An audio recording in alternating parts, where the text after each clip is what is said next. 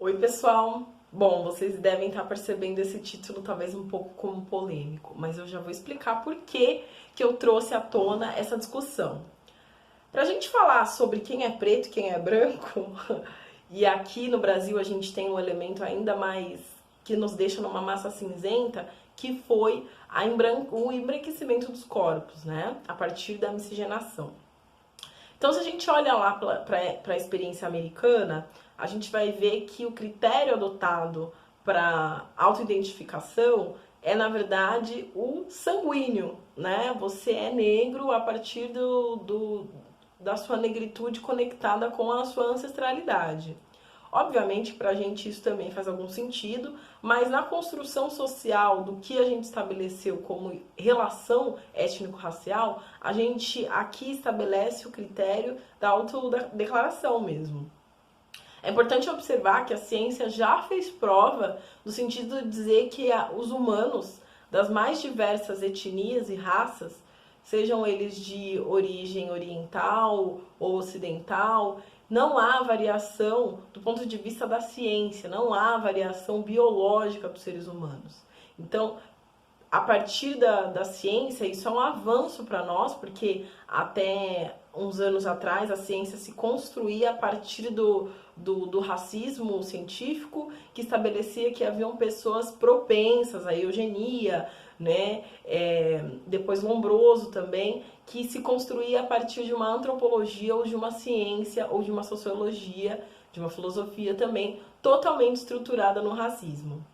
Isso, felizmente, já foi possível comprovar que não há, do ponto de vista da ciência, qualquer tipo de variação racial. Então, sim, há sim uma unificação científica sobre os nossos corpos. No entanto, a experiência racial demonstra que as nossas relações se dão sim, a experiência social, aliás, a nossa relação social se dá sim a partir do ponto de vista da experiência racial.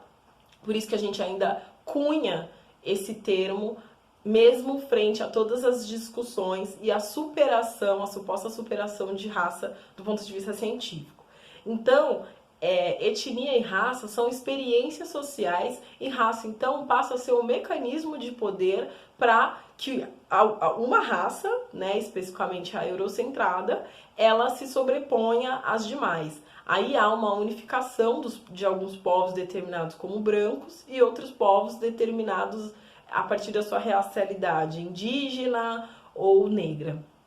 E aqui a gente está falando mais da experiência, a gente poderia fazer essa análise também no Oriente Médio e tudo mais, que também há uma experiência de racismo, mas a gente vai se atentar aqui para justamente responder essa pergunta inicial.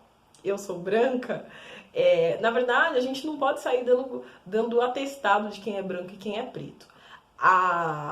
Já os movimentos sociais brasileiros foram os grandes formadores de opinião a respeito dessa temática, porque eles quem impulsionaram a discussão no Brasil, especialmente no que se refere à política de cotas. Então, eles foram os grandes disruptivos e advocacy nessa temática. E a partir dessa concepção de racialidade, surge então um importante marco para cravar o que a gente tem de experiência em relação a políticas sociais hoje e, sobretudo, as ações afirmativas. E o IBGE, então, unificou algumas nomenclaturas para dizer sobre a identidade racial brasileira. Dentre essa racialidade, a gente percebe racialização, aliás, né, que é a experiência brasileira, a gente tinha um fator e um complicador muito complexo, que é justamente o embranquecimento das raças a partir do período de abolição, que houve aí um processo de eugenia e depois de um mito da democracia racial, que provavelmente você já deve ter ouvido falar, no objetivo de justamente clarear a população. E aí ficou essa grande massa cinzenta a respeito da miscigenação, por exemplo. Então, no Brasil não tem negros, no Brasil não tem brancos, no Brasil não temos como fazer essa distinção. Fato é que na experiência brasileira, aqui a gente consegue observar que o racismo ele se opera dentro da característica fenótipa do ser humano aqui, né? Do ser brasileiro.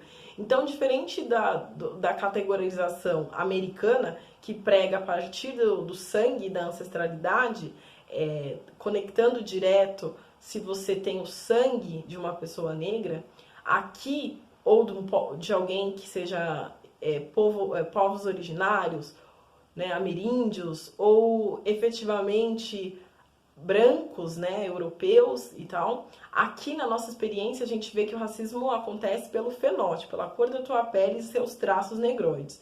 Dado essa característica, então a pele e o fenótipo em si, né, essa característica conjunta de traços negroides, ela é quem determina a identidade racial do sujeito. De toda forma, essa pergunta que é muito provocativa, eu sou branca, ela diz respeito a uma criança de 12 anos de idade que me pergunta isso sabendo que o pai é negro e a mãe é branca. E aí, tia, o que eu sou aos 12 anos de idade? Essa pergunta que veio para ela aos 12, para muitos de nós veio muito mais tarde, porque não é tão evidente se somos ou não somos, dado o meio social que a gente circula, já que raça, no conceito social, tem muito a ver com a experiência social que você experimenta em relação ao racismo. E aí, por isso que eu respondo para ela, não, você não é negra, no que se refere à sua fenotipia. Embora você tenha aí os teus cabelos cacheados, você tem a pele branca e você vai se beneficiar da sua pele branca na sociedade brasileira. O que não anula a tua responsabilidade de estudar a sua ancestralidade e compreender a temática racial como parte da estrutura. E a partir disso, a gente tem como decolonizar o pensamento e observar que a nossa experiência americana, como cravou Lele Gonzalez, é sim diaspórica e é sim a partir de uma perspectiva não ocidental.